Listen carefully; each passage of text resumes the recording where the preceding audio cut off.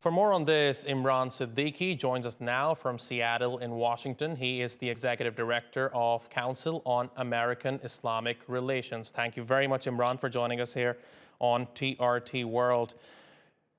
Would you say that America has failed in addressing the rise of Islamophobia? I think it's an ongoing challenge. I mean, we're 20 years post 9/11, where we saw a definite rise in hate crimes and anti-Muslim bigotry in the initial time frame post 9/11, and there was this prevailing, how the U.S. carried itself out in terms of its geopolitical strategy, and the global war on terror was underpinned by Islamophobia. So I think this has informed a lot of how the public perceives Islam and Muslims.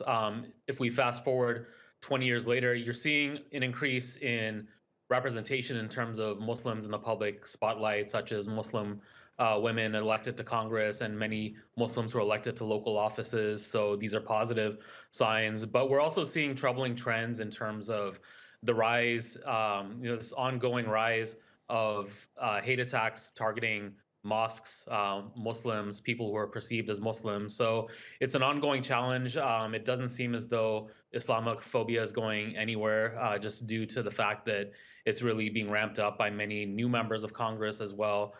So it's just something we're going to have to constantly contend with, it seems like.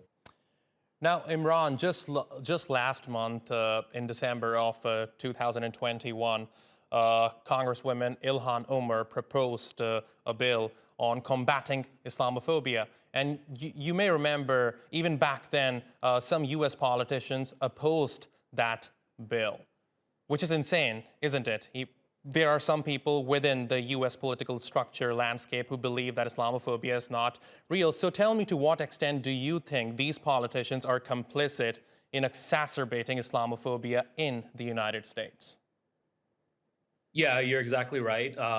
Since around, I would say 2008, since the Obama election, you could see that Islam was being used as a wedge issue in American politics, like very front and center in terms of how it was being deployed. You saw the Tea Party movement really take shape around 2010, utilizing this anti-Islam, anti-Sharia law type rhetoric. And so this has been a winning strategy, unfortunately, for many people inside Congress since that time frame. And we're talking about people like Congressman Louis Gohmert. You have, Congressman Steve King and others during that time that were really prominent and standing side by side with hate groups. Like Geert Wilders is one prominent hate monger that members of Congress were standing with.